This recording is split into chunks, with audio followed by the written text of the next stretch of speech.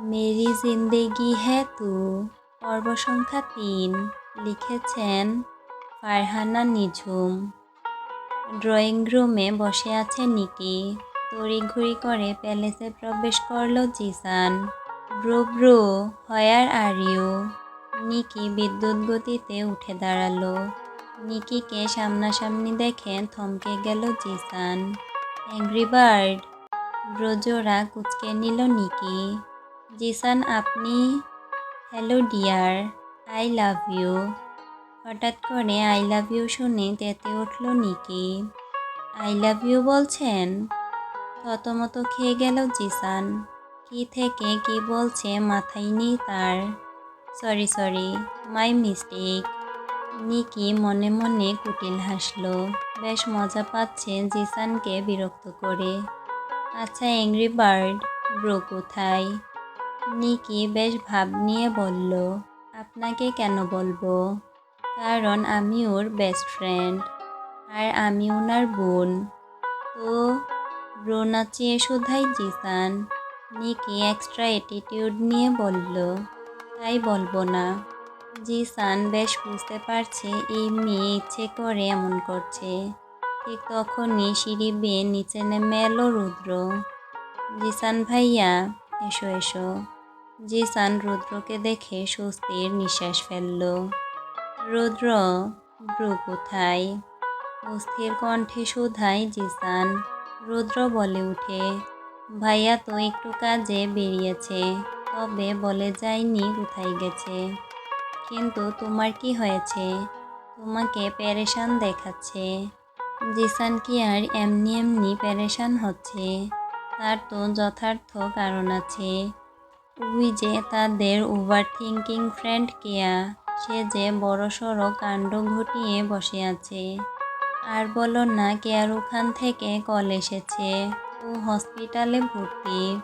আমি ভেবেছিলাম ব্রোকে নিয়ে যাব, ওর ফোনটাও অফ দেখাচ্ছে।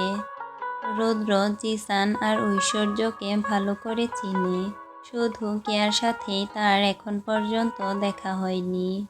ওই ছবি দেখেছিল ইজা।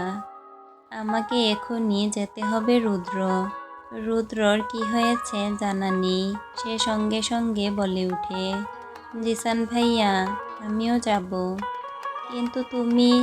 প্রবলেম নেই, চলো। রুদ্র তড়িঘড়ি করে জিসানের সাথে বেরিয়ে পড়ল। আফসানা পাটোয়ারি প্যালেসে এসেছে, কথাটা জানতে পেরেই ক্ষিপ্ত হলেন মনিকা চৌধুরী। বিজনেস ট্রিপে মালয়েশিয়ায় এসেছিলেন তিনি, কিন্তু এখন আর থাকতে পারছে না। তড়িঘড়ি করে অ্যাসিস্ট্যান্টকে কল করে ডাকলেন, get my flight ready immediately, I am going back to Germany. মনিকার কথা শুনে মিস্টার লিউ বলে উঠে, but ma'am, we still have a meeting.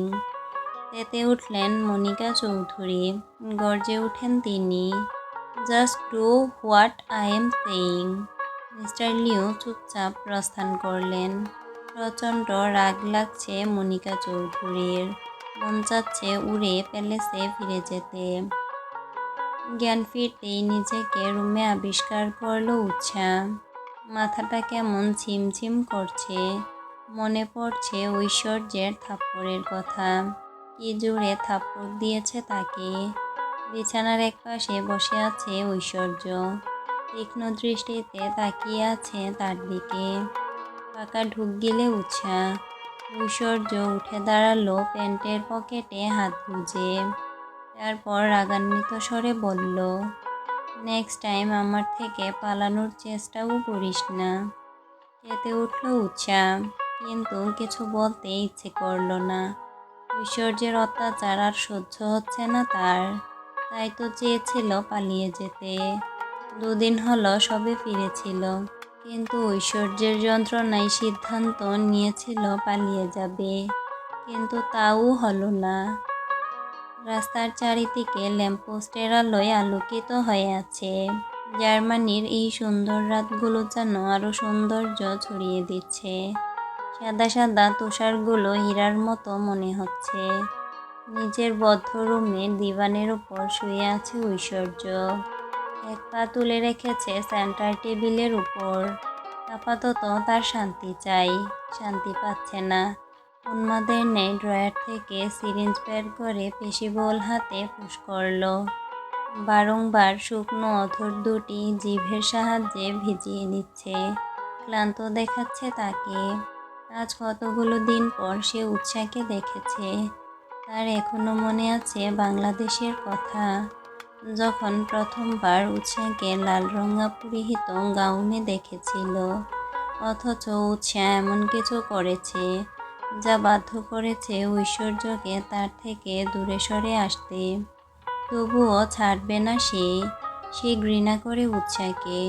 কষ্ট দেবে, খুব কষ্ট দেবে। এতটা কষ্ট দেবে যতটা কষ্ট উৎসা তাকে দিয়েছে। দাঁত কিরমির করে বিড়বিড় করে আওড়ালো Aishwarya. My fucking red rose, trust me. আমি ঠিক কি করব ধারণা নেই তোমার।